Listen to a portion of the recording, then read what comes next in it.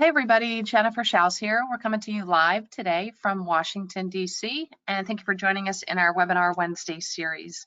In 2023, we are covering the top 40 profiles of the major federal government contractors, and thanks for joining us.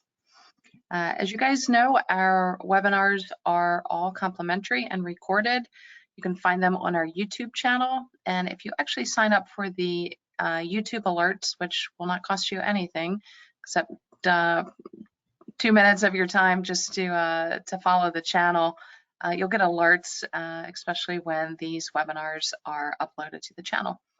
If you're looking just for the PowerPoint, you can hop over to slideshare.net and all of our PowerPoints are listed there. Usually we get the recording of the PowerPoint up within, I'll say 12 hours, but if you can give us 24 hours, that would be great. A little bit about us. We do provide professional services for established government contractors, primarily focused on GSA schedules, but there are other services that we provide. We also put on events, webinars, as you know, and conferences throughout the year. You can find more about us on our website, which is jenniferschaus.com. We do offer advertising opportunities in our newsletter, on LinkedIn, and you can also send us your videos to upload to our YouTube channel. We've got almost 600 complimentary government contracting videos on the YouTube channel that covers anything from the FAR to the DFARS, FAR supplements, doing business with all of the federal agencies, topics on GSA schedules, subcontracting, proposal writing, pricing, DCAA, and everything else kind of A to Z related to government contracting. Our newsletter now has 25,000 subscribers, most of which are federal contractors, and we've got 27,000 plus LinkedIn followers. If you want to advertise with us, just shoot us an email. We'll send you our media kit. In less than 2 weeks, March 20th will be here, which means it is our spring soiree over at the Kennedy Center. This is a quarterly event. We do not actually have any more sponsorships available, but tickets are still available if you wish to attend. We're going to have representation from 2 DoD agencies, so NAVAIR and NAVFAC. We've also got DHS, HHS, Amtrak Metro, Department of Commerce's MBDA, and I think that's it on the government side. On the sponsor side, we've got many great partners, including BidSpeed, who is also one of our webinar sponsors of today. Okay, and let's, speaking of sponsors, let's go ahead and thank them now. And this will just take a minute or two. So we want to thank our friends at GovEvents. They are the premier platform for posting events related to government and government contracting. You can find all of our webinars and our recordings and events on govevents.com. We also want to thank Tom Johnson and his team at Set Aside Alert. They are the go-to publication for contracting opportunities for small, women-owned, veteran-owned, HUB-zone, and 8A firms. Visit setasidealert.com for more information. The Fairfax Economic Development Authority has an online calendar of events and webinars, and we want to thank them for posting our events and webinars on their calendar. Okay, first up is GovSpend and FedMine. They actually provide the data for us throughout this webinar series, and they have for the last few years, so we want to thank them. They're a great team. The GovSpend, FedMine combined company, GovSpend purchased FedMine in 2021. So the contracting data, again, as I said in this webinar series, is provided by them. The GovSpend FedMine vision is to be the leading trusted source of data, analytics, and insight for organizations buying and selling in the public sector. The FedMine Federal Solution integrates data from 18 federal data sources and sets and creates a single convenient database that places the key data points at your fingertips. GovSpend began as a spending and purchase order database, specifically within the state, local, and education sector. Today, the database includes contract opportunities within thousands of entities at the federal, state, local, and education organizations. With the acquisition of FedMine in 2021, the combined platform empowers teams to make smarter decisions. So again, thanks to GovSpend and FedMine for providing the data in the webinar series this year. The Virginia PTAC at George Mason University, Oops, I think I missed one. Offers free one-on-one counseling to established government contracting firms in Virginia on federal, state, and local procurement topics. If you're interested in learning more, please use the links provided to explore services, review homework recommendations, register for live trainings, and find useful links to agencies and other self-directed learning. Online resources and group trainings are free with no restriction on your business location. One-on-one counseling is, however, limited to eligible client companies.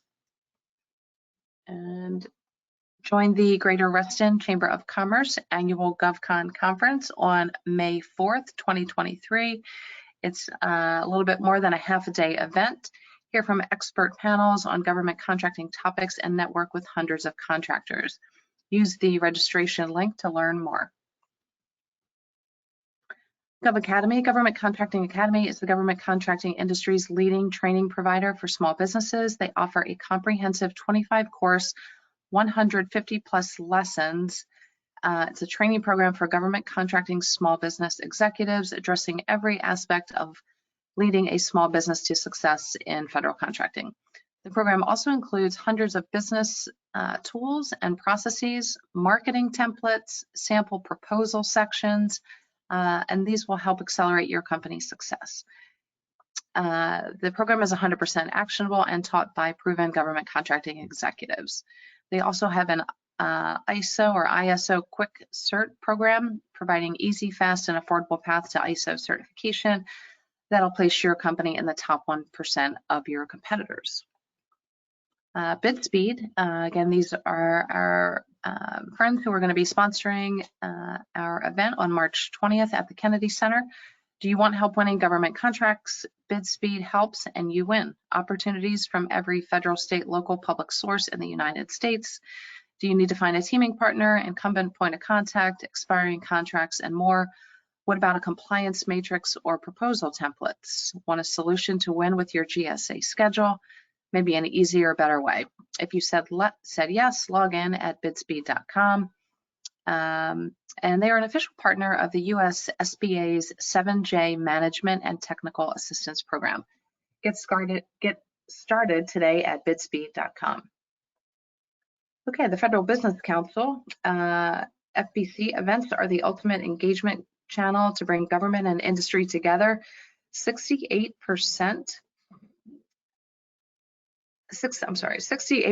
of government personnel report that they attend more than one event each year. FBC has worked with government and industry for 45 plus years to create gatherings where ideas are shared and to help government achieve its goals. This includes agency industry days, cybersecurity symposiums, technology expos, and off-site meetings. FBC provides full lifecycle meeting planning and event management. With over 5,000 meetings under their belt, FBC has the experience, systems, and personnel to make your next event exceptional. Learn more at fbcinc.com. And I believe they have a conference coming up in April. You could probably find more on their website about that. Okay, a little bit of information here about the series and our schedule. As I mentioned earlier, all of our webinars are complimentary and recorded. If you want to get an alert before anyone else on when this webinar is available to listen to for replay, you can just follow our YouTube channel.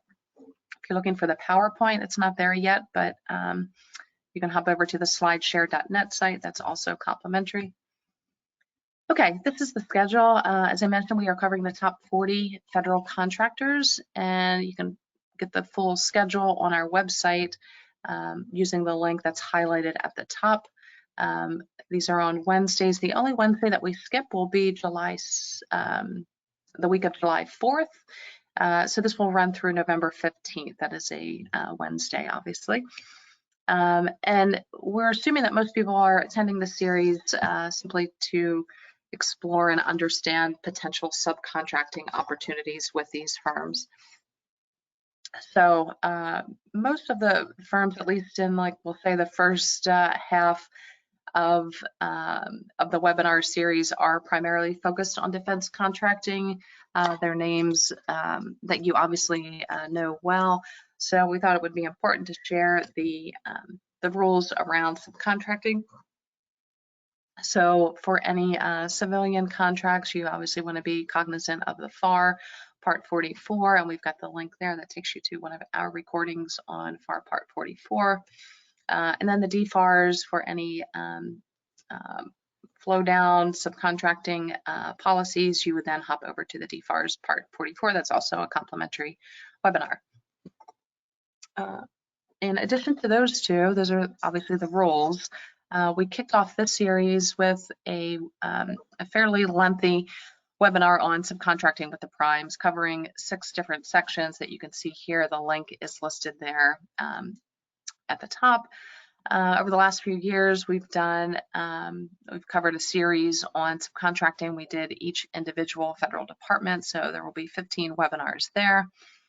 And then over the course of the last few years, various strategies on subcontracting, and we delve into, I think, joint ventures, mentor-protege, teaming, subcontracting, and all the different ways that companies can work together.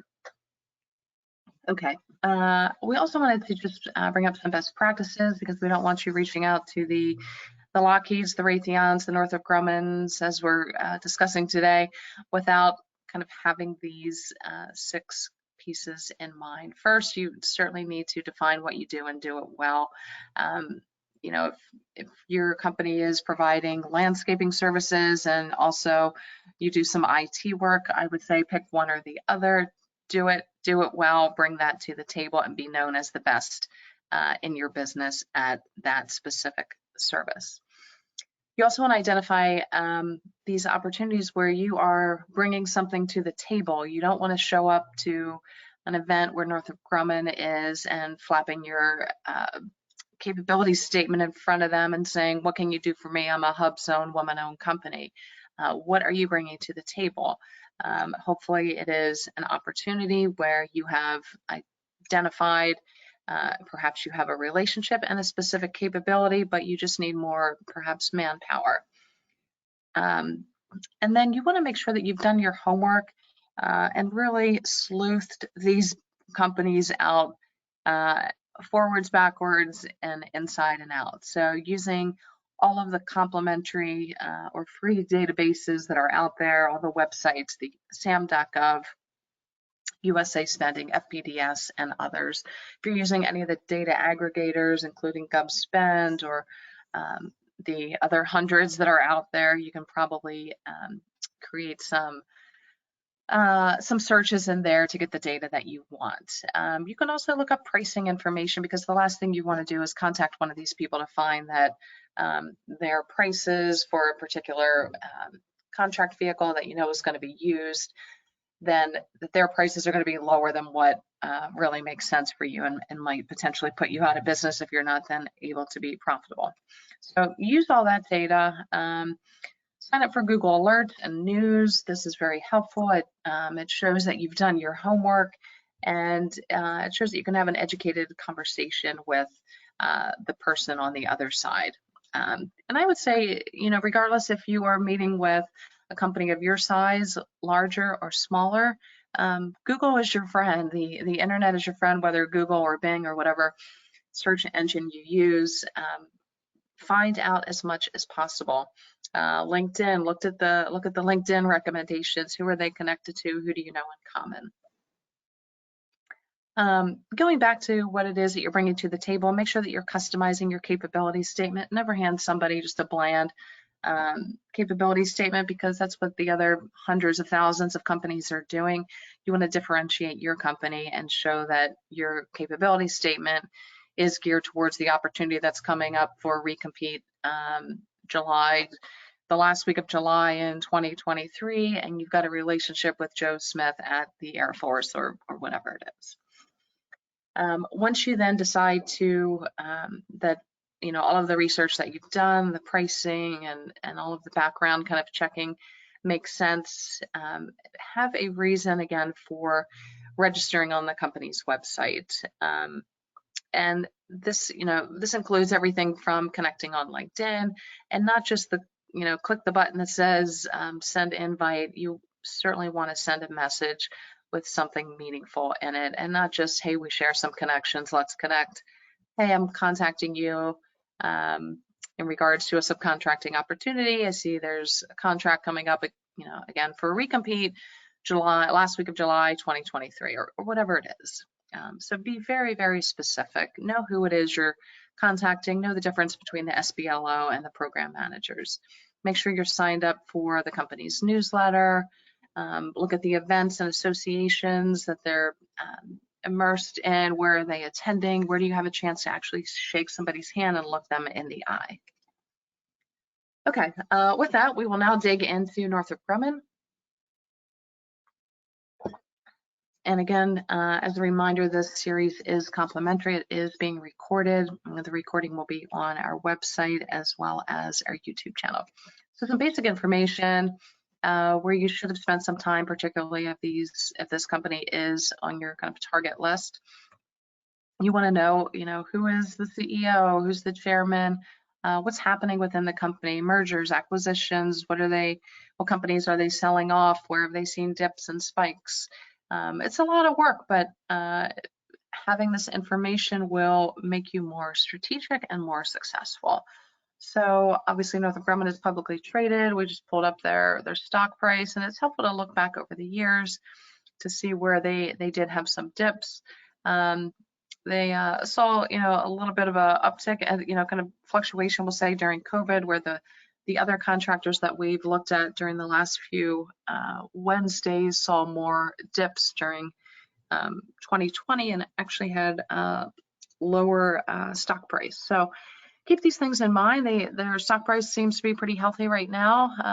A little bit of fluctuation. I'm not a broker, but again, these things I think are just helpful to be cognizant of, and I don't think you need to be an expert in stocks and trading, but just cognizant of where they are now and kind of where they've been, and perhaps how they compare with competitors in this forum. If you're looking to register as a small business, which is going to be the first thing that they're going to tell you if you contact them, they have a suppliers section, and then the link below that actually just takes you to the form that you need to complete to be in their vendor list, which is about, I know it's over 10,000 companies. So when we look at their SAM profile, Northrop Grumman is comprised of all of these companies. So they are the parent company. So if I'll just pull one of these out of here, TRW or FDC, any of these companies, the parent company here is still going to be Northrop Grumman. So when you pull down any of the spreadsheets from the old FPDS, there's a column in there, I think towards the end, it's probably like column ZZ or YZ, that will give the parent company name. So just be cognizant that if you are dealing with any of these companies, who the parent is. So their LinkedIn information, they've got about 80,000 employees and headquartered right here down the street in Falls Church. It makes sense, I think, to follow their company and, again, just stay abreast of the work that they are doing when they show up in the news, any mergers, acquisitions, anything that can impact their business, which then is going to trickle down to contracts or lack of contracts. When we do searches for the SBLOs, these are the small business liaison officers. Again, this is going to be a screenshot through my specific profile, but you want to make sure that when you are looking at these people, subcontracts managers are very different from SBLOs. So be aware of the difference and make sure that when you are reaching out to these people, that you are going to the SBLOs and not necessarily the subcontracts manager unless you're already engaged with them. Because the subcontracts manager, they're more compliance. They're dealing with the paperwork of existing subcontracts. The SBLOs, the small business liaison officers, are really kind of like your OSDBUs or OSBPs in the federal government. They're responsible for identifying and working with successful small businesses and bringing them in on subcontracts. So the subcontracts managers come in after that piece is in play. Prime contracts on the civilian side for Northrop Grumman, and keep in mind these guys, like the others that we saw in the last few Wednesdays are primarily defense contractors, and that should be no surprise. So the numbers here are not going to be huge. They're still in the millions, and some of these are, FY 2021 was $500,000. 2022, fiscal year 2022, obviously was not a strong year, and all of the reporting actually was not a strong year, and quite a big dip. It was less than or more than half of what they did in fiscal year 2021. And that looks like there was, a couple contracts that significantly lost their value. FY 2023 is simply year to date, and we'll see what happens with the rest of 2023. But this civilian does not seem to be a big focus for Northrop Grumman. In fiscal year 19 and 20, the major work was obviously at HHS and DHS. When we look at fiscal year 2021, DHS and HHS still stay in the game. The State Department pops up with significant dollars. When we look at 2022, again, DHS and HHS still in the game, as well as state, and then Treasury kind of pops up there. And state obviously drops in 2022. So you can certainly just use this information to dig a little bit deeper. It's, simple searches beyond this in sam.gov will give you kind of reasoning and explanation. So again, just use this data as a guide to kind of follow the cheese here. When we look at defense, it's going to be a different story, not as robust of a list. And more concentrated, with most of the work happening at the Air Force and Navy, particularly in fiscal year 19 and 20. And the Air Force seems to be growing according to the numbers that you see there in fiscal year 2021 and 2022. 2023 obviously is year to date, and DoD is, I don't know if it's 3 or 6 months delayed in reporting. These numbers are obviously in the billions, so when we compare this slide to the last slide, this kind of peaks at almost 13 billion, where the highest revenue that we saw in the civilian list was about $500,000. So more opportunities at defense, but probably more requirements, probably some clearances. If you don't have those things, do not throw yourself into the mix here, because you're going to be competing with companies that far exceed your capabilities, probably your certifications, your clearances, past performance, all of that. So again, have a reason for who it is that for who you're pursuing. It should really be based on your area of expertise, not so much a company or a brand name. And then we look at the independent agencies here, with NASA having the lion's share of the contracts, and then GSA coming in behind that. Now, this does not mean GSA schedule. This just means GSA awarding contracts to Northrop Grumman. And these here actually, simply because of NASA and obviously the nature of the work, come up higher, obviously, than the numbers that we saw on the civilian side.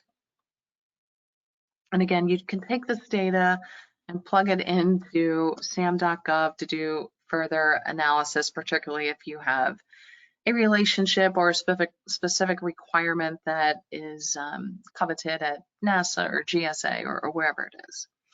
So we look at the top NAICS codes. These should really be no surprise. The bulk of the work is obviously with aircraft manufacturing, missile and space manufacturing.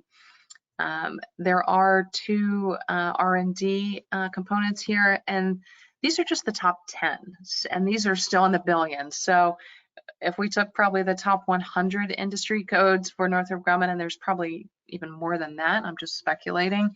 When we get to, let's say, line 99, there's probably still millions at that level. So these are just the top ones. So don't feel that if your NAICS codes don't line up to theirs, then there isn't anything at play. These again are just the biggest pieces of the work that they are doing. And again, this is in billions.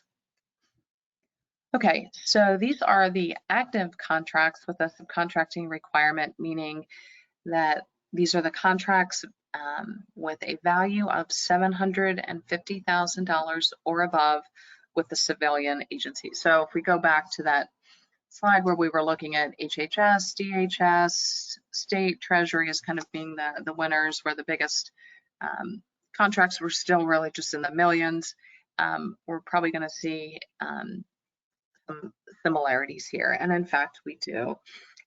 So again, HHS, DHS, transportation and state are really your areas of opportunity here. Again, these are active as well as kind of, we'll say, past ongoing contracts. And then later in the presentation, we're going to look at the expiring subcontracts. So again, not huge dollars, but still in the millions. And you might have better chances going here when everyone else is going to the DoD contracts. Again, but have a reason, bring something of value to the table. So we're just going to do the same thing here, looking at the active contracts with the sub-K requirement on the defense side. No surprise, same as what we saw before, the Navy comes in, as well as the Air Force. And then the line with the plus there for the Department of Defense. Those numbers are pretty big and significant as well, and those are going to represent the revenue at DoD at the main office, so OSD. And there's where we see the big numbers in fiscal year 2021 and 2022, and obviously ongoing for 2023, with again delayed reporting for defense contracts. Okay, and then the independent agencies, again, this is going to be the NASA, GSA, and the other independent agencies where there's any revenue.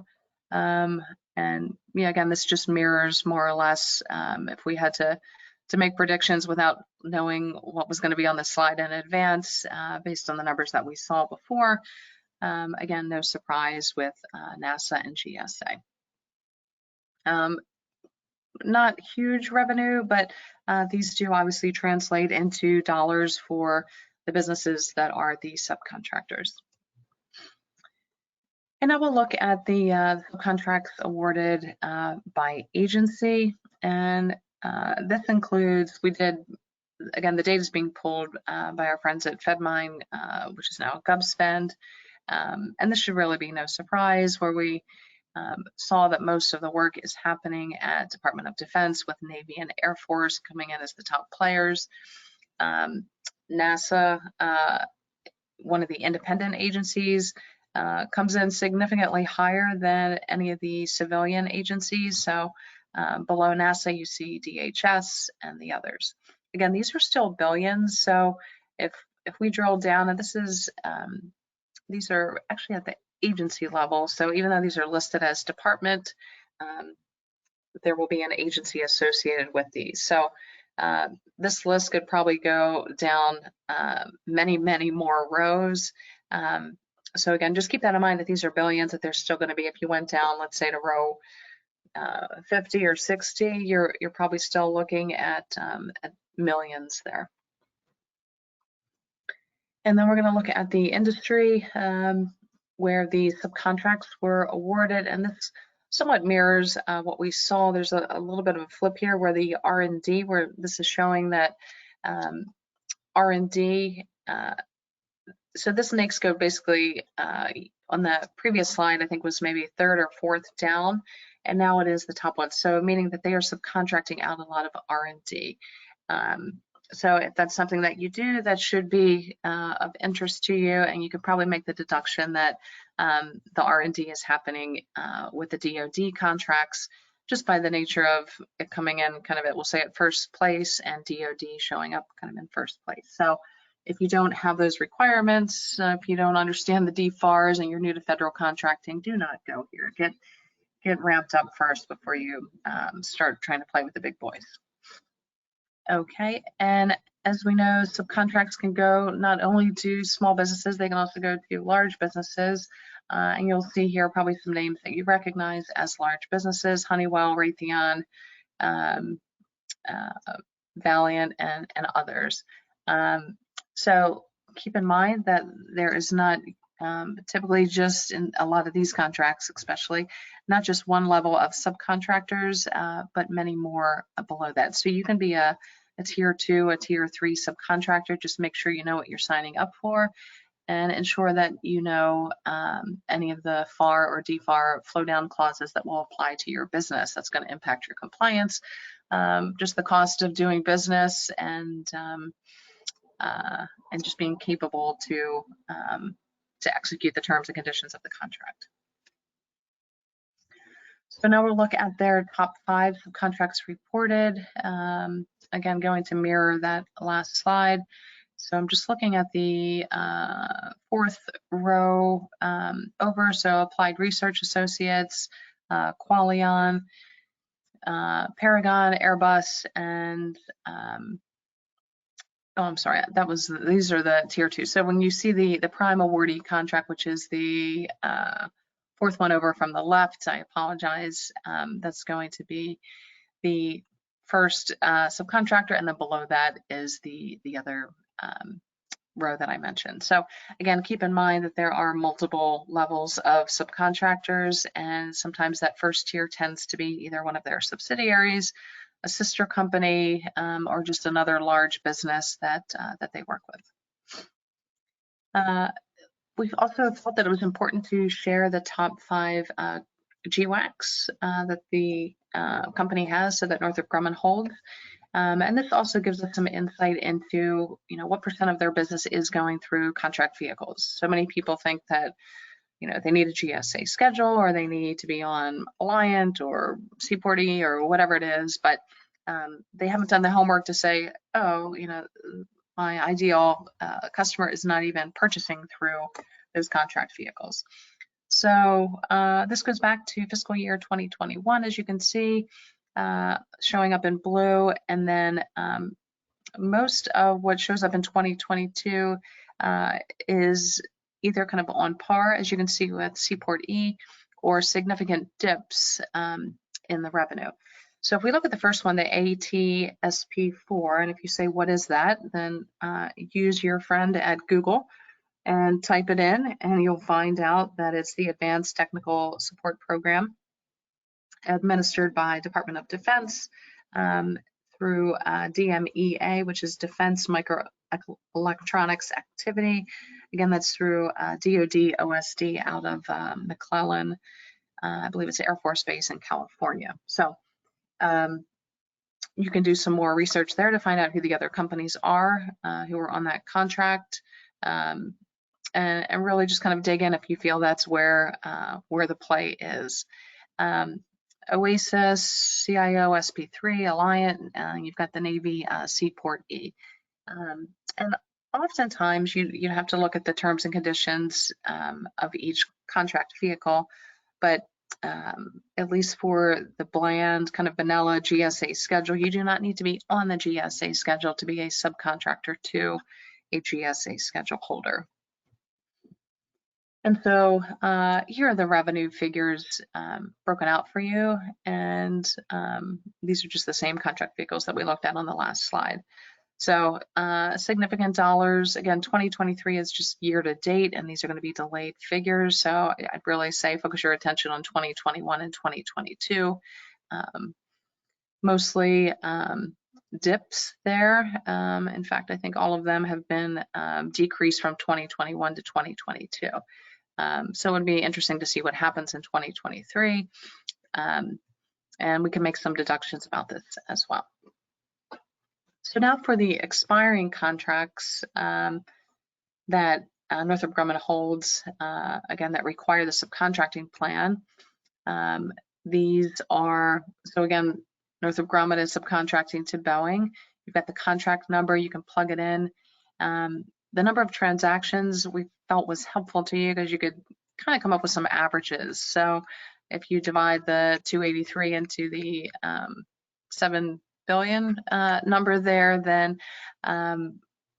then you'll understand roughly on average what each contract action under that contract number was valued at. And sometimes the higher the number, the better, because if there's only 7 or 8 contract actions, then there's less to compete for, but bigger prize money. So again, just use that to help make informed decisions. All of this data goes into your decision making.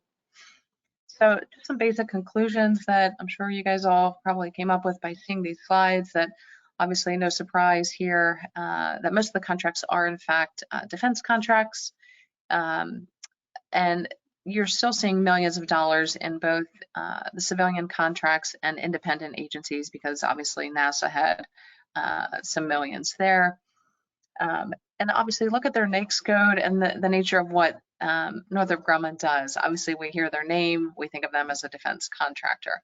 Most of their work obviously is happening at the Air Force and DoD OSD. There's still plenty of lower tier subcontracting opportunities. So you would work with the companies who were then in that tier 2 or tier 3 position and contact them. R&D shows up in the billions, but where we saw it come in at kind of the #1 slot was for the defense work. When we just looked at the contract vehicles, those were millions, not billions. So if you're comparing that to their overall revenue, it's still really a small portion of their revenue, and there's plenty of, and those again were just the top 5. There are other contract vehicles that are out there, so there may be more, but then it also shows that there are other ways that the government is purchasing. They may be purchasing through full and open competition, they may be purchasing through sole source or OTAs, or there's so many different ways that the government can make purchases. So those were just the top GWACs. Here's just 2 news articles. The one on the left just shows that they're working with the Air Force on basically we'll say engineering a connected battle space for the Air Force. That's out of San Diego. And then from their headquarters, they obviously have more than 10,000 suppliers in their database. Maybe you are in fact one of those 10,000. And if you're lucky enough, perhaps you were one of their 60 partners that they've selected to be recognized. So just keep in mind that as a subcontractor, people think, oh, it's easier. Well, no, you're still actually now competing with 10,000 other companies in their database. So at the end of the day, whether you're going direct or pursuing the subcontracting route, or perhaps doing both, there's always going to be competition. We want to thank you for participating. Again, the webinar is, and they will continue to be, complimentary and recorded thanks to our many sponsors. If you just follow our YouTube channel, you'll get an alert the moment this is uploaded. Again, the slides are on slideshare.net. Next week, we look at Pfizer, and then we'll conclude the season on November 15th with GlaxoSmithKline. Still plenty of interesting companies within here to look at.